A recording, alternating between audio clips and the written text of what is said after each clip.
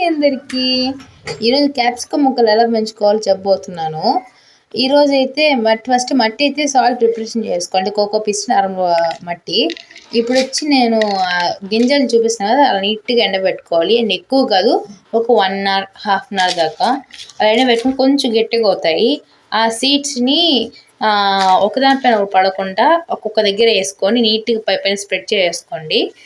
తర్వాత 3 inches of మట్టిని వేసేసేయండి. 3 inches అంటే 3 inches కరెక్ట్గా. ఎక్కువ వేసినా కూడా జర్మినేట్ అవ్వవు.